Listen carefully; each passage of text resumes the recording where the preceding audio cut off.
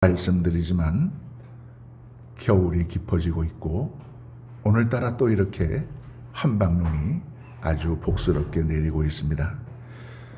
코로나 바이러스 계속해서 조심하시고 건강 유의하셔서 여러분 모두 건강한 겨울을 보내시기를 바랍니다. 오늘 아침에는 어떻게 생각하면 조금 무겁다라고 생각할 수 있는 주제를 통해서 은혜를 나누려고 합니다. 아무리 무거워도 우리 성도들이 충분히 따라올 수 있는 그런 무게입니다. 오늘 한국 기독교인이 줄잡아 1000만이라고 합니다. 이 정도면 전 국민의 20% 이상입니다.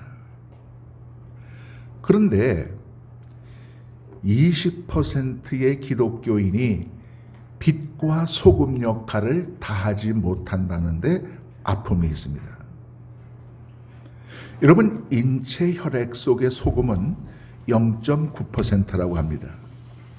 이 0.9%의 소금 때문에 인체가 부패하지 않는 겁니다.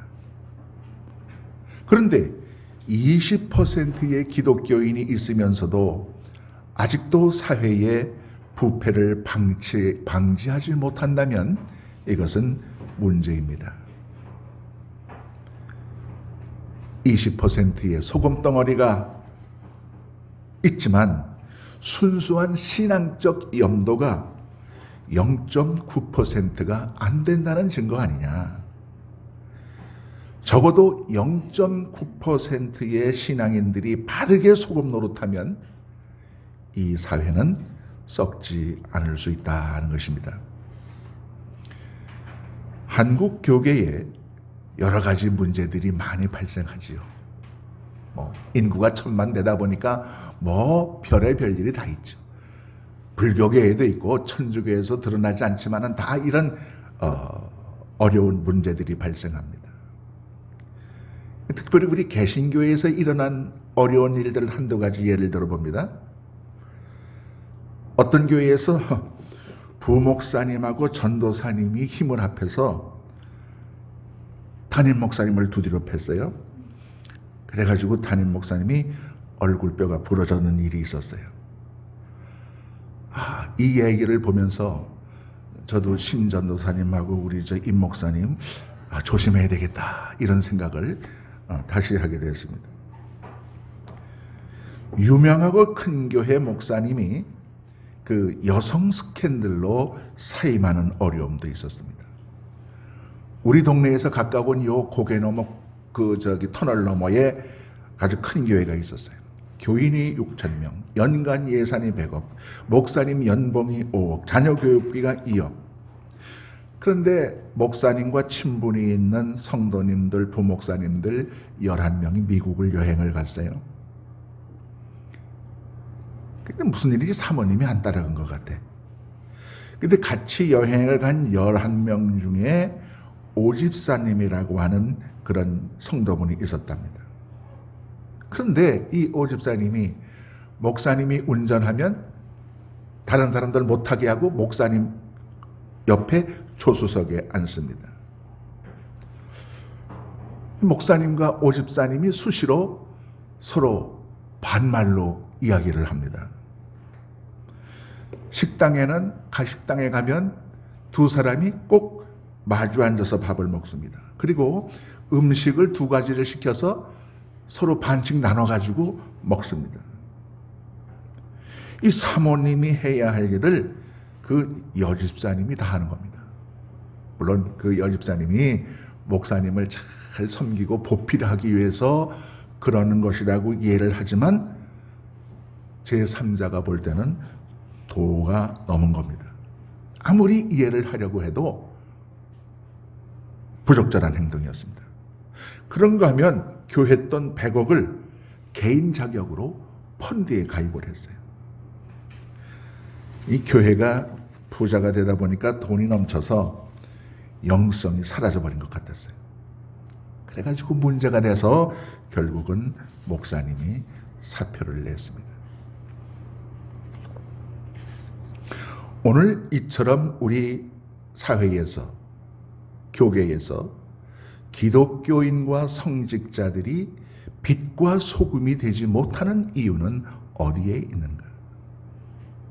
제가 보기에는 저를 포함해서 목사님들이 바로 서지 못한 이유가 하나가 있고, 또 하나는 성도님들에게 우리 목사들이 바르게 가르치지 못했기 때문이 아니냐. 일제시대 6.25 때는 목사님들은 하나님을 위해서 내가 죽는 법을 설교를 했어요. 그런데 1960년대 이후에는 하나님을 위해서 죽는 법이 아니라 하나님을 위해서 내가 잘 먹고 잘 사는 법을 설교했습니다. 그래서 방법이 조금 틀려도 돈을 모으면 하나님 축복이고, 방법이 옳지 못해도 높은 자리에 올라가면 하나님의 은혜요 축복이라고 가르치게 된 겁니다. 많이 모으고 높이 올라가면 과정과 결과는 어떻든지 간에 하나님의 축복으로 미화하는 설교를 했습니다. 금력과 출세지상주의, 물량지상주의, 성공지상주의, 축복지상주의가 교회의 모든 신학과 신앙과 성도들의 생활을 점령해 버렸습니다. 그래서 작은 것은 나쁘고 별 볼 일 없는 것이고 큰 것은 좋고 훌륭한 것이라고 하는 인식이 생겨났습니다. 덩치는 커져서 몸집은 불었는데 그 속에 생명을 거는 영적 신앙적 파워는 약화되고 말았습니다. 뻥과자처럼 부피는 큰데, 덩치는 큰데 아무런 영양가 없는 사회 속의 소금의 역할을 감당하지 못하는 기독교가 되고 만 겁니다. 오늘날도 인터넷상에 보면 얼마나 많이 기독교와 목사들이 욕을 먹는지 모릅니다. 이제 한 번쯤은 우리 모든 기독교인들이 참신앙, 진정한 신앙은 과연 무엇인가를 다시 질문해 보아야 합니다. 오늘 아침 사도 바울의 신앙 고백을 통해서 진정한 신앙의 모습을 찾아보므로 은혜를 나누겠습니다. 오늘 사도 바울의 신앙 고백은 이런 겁니다. 8절 말씀에 근거해서 저는 이 바울의 신앙을 사나 죽으나 신앙 이렇게 명명했습니다. 이기주의, 상업주의, 성공주의, 거대주의가 만연하는 오늘의 신앙 현실 속에서 진정 사도 바울의 이 사나 죽으나의 신앙이 필요합니다. 그렇다면 바울의 사나 죽으나의 신앙은 무엇입니까? 첫째로 사나 죽으나의 신앙은 나 중심이 아니고 절대적 하나님 중심의 신앙입니다. 우리가 말로 고백할 땐 늘 그러죠. 하나님 중심의 신앙입니다. 그것이 옳습니다. 하나님 중심으로 살아야 됩니다. 그런데 실제 행동을 할 때는 나의 이해관계가 우선입니다. 이런 이율배반의 현실 속에서 우리 신앙인은 고민하고 괴로워하게 됩니다. 우리가 왜 예수님을 믿습니까? 대답은 대동소이합니다. 예수 믿고 무언가를 축복으로 얻기를 바랍니다.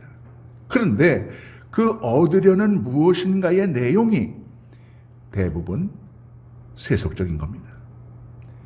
내게 필요한 것을 충족하기 위해서 예수를 이용하고 하나님을 이용한다면 이것은 반쪽 신앙이죠. 진정한 신앙은 내 것을 드리려고 믿는 신앙입니다. 이것이 하나님 중심의 신앙입니다. 우리 길버트 성도님, Today my speeches, my sermon's theme is true faith? What is true faith? True faith is centered to the God faith, not human. Many people pray to the God, God's help me, God's give me. That's not true faith. True faith is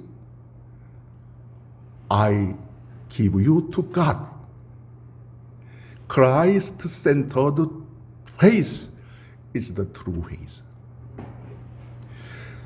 자, 예를 들어 제가 9,000원을 가지고 있거든요. 1,000원 더 주셔서 10,000원 채워주세요. 기도한다면 이것은 나 중심적 신앙입니다. 하나님, 제가 1,000원밖에 없습니다. 하운데 하나님이 100원 필요하다고 하시니 제가 900원 남기고 100원은 주께 드리겠습니다. 이것이 하나님을 먼저 생각하는 신앙입니다. 참 신앙은 하나님 중심의 신앙입니다. 하나님 중심의 신앙은 하나님 편에서 생각하는 신앙입니다.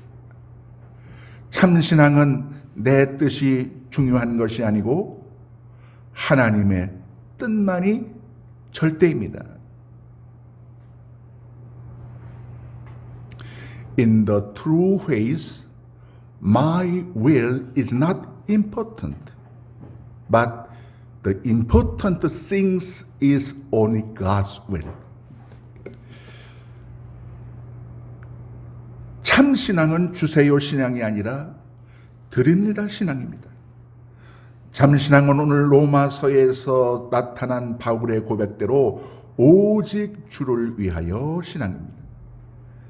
살아도 하나님이고 죽어도 하나님이라면 거기가 바로 참 신앙의 공간입니다.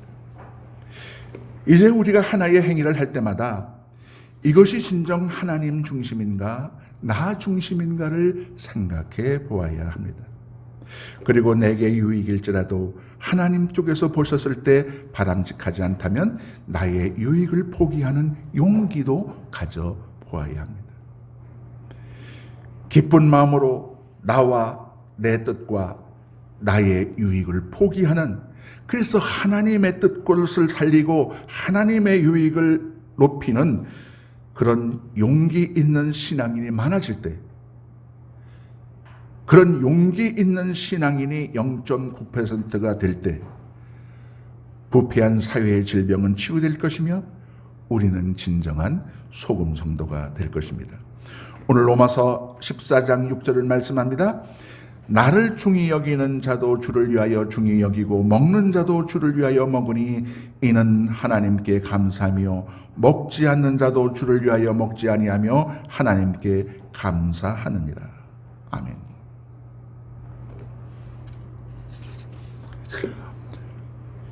둘째로 사나 죽으나의 신앙은 주를 위해서 크게 손해를 각오하는 신앙입니다. 그러나 그 손해는 무의미한 손해가 아닙니다. 하나님을 위하여 신앙을 지키기 위하여 손해보는 거룩한 손해입니다. 우리는 모두 인간적 이해관계에 약합니다. 그것은 목사인 저도 마찬가지입니다. 그래서 신앙적 행동과 세속적 행위가 싸울 때 늘 신앙적 행동이 칩니다. 신앙을 지키는 일과 세속 유익적 유익을 따르는 일이 부닥칠 때 그러지 말아야지 하면서도 마음은 벌써 세속적 유익을 따라가고 있습니다. 이명현이라는 관리가 있었습니다. 여러분 전혀 모르실 분이에요. 그는 중고등학교 졸업장이 없습니다. 제주도 고산국민학교 졸업이 정규학교의 모두입니다. 검정고시로 서울대에 입학했습니다. 평안북도 신의주에서 태어났습니다. 아버지는 돌아가시고 어머니를 따라 월남에서 제주도에 정착했다가 나중에 서울로 올라왔습니다. 먹는 날보다 굶는 날이 더 많았습니다. 피난민의 배급쌀을 얻어먹으며 살았습니다. 13살 때 목욕탕 종업원을 했습니다. 밤 12시 사람들이 다 끝나고 간 다음에 목욕탕 청소를 했습니다. 그런데 교회 출석이 문제였습니다. 교회 가야 되는데 주일날 목욕탕 주인이 안 된다는 거예요. 주일날 손님 많이 오는데 어떡하느냐. 그래서 예배를 참석하기 위해서 목욕탕 종업원을 그만두었습니다. 두 번째 일자리가 노량진 전차 매표소 직원을 했습니다. 그렇게 해서 신문 배달하고 공부를 해서 숭실중학교 야간부 급사 등을 하면서 서울대 철학과에 합격을 했습니다. 등록금이 없어서 고민하던 중 어느 독자가 장학금을 준다고 했습니다. 그런데 장학금을 전달받는 날이 하필이면 주일날이었어요. 교회를 갈 수 없는 장학금이면 안 받는다. 대단했죠? 결국 고생하면서 아르바이트로 서울대를 졸업했습니다. 장가를 갈 수 없어서 44살에 피아니스트 김귀현 씨와 결혼했습니다. 서울대 교수를 했고 나중에 문교부 장관을 역임했습니다. 교육개혁위원회의 상임위원회로 오늘날 우리나라 이 초중고 이런 교육제도의 그 교육 시스템의 가장 초석 기본적인 기초를 확립한 분이 바로 이명현 장관입니다. 예배 참석을 위해 어렵게 얻은 직장을 그만두고 주일날 교회 가는 일 때문에 천금 같은 장학금을 거절한다는 것은 하나님을 위해서 손해보겠다고 하는 사나 죽으나의 신앙이 없이는 어려운 일이죠. 그렇다고 여러분 전부 다 손해보겠다고 직장 그만두고 예배에 오라는 말씀 아닙니다. 여러분 직장 그만두시면 저는 책임져 드릴 수가 없어요. 그러나 작은 세속의 이익을 위해 너무나 신앙 쪽을 쉽게 포기해버리는 현대의 신앙인들이 한 번쯤은 되돌아보아야 할 대목이 아닌가 생각합니다. 오늘 성경 로마서 14장 7절 8절은 말합니다. Today's sermon text Rome chapter 14 verse 7 to 8 says like this. 우리 중에 누구든지 자기를 위하여 사는 자가 없고 자기를 위하여 죽는 자도 없도다. 우리가 살아도 주를 위하여 살고 죽어도 주를 위하여 죽나니 그러므로 사나 죽으나 우리가 주의 것이로다. 셋째로 사나 죽으나의 신앙은 모든 삶의 목표가 하나님께 초점이 맞추어진 신앙입니다. 나타나는 현상은 한 가지예요. 그러나 어떤 목적과 철학을 가지고 그 일을 하느냐, 그 사안에 접근하느냐에 따라서 결과는 엄청나게 달라집니다. 거리의 청소부가 아이고 목구녕이 포도청이구나, 죽지 못해 내가 이 빗자루질을 하고 있다, 그렇게 생각하는 것과 내가 지금 하나님이 창조하신 이 지구의 구석구석을 내 손으로 깨끗하게 한다는 마음으로 일하는 것과는 천지 차이가 있지 않습니까? 교회 청소도 마찬가지입니다.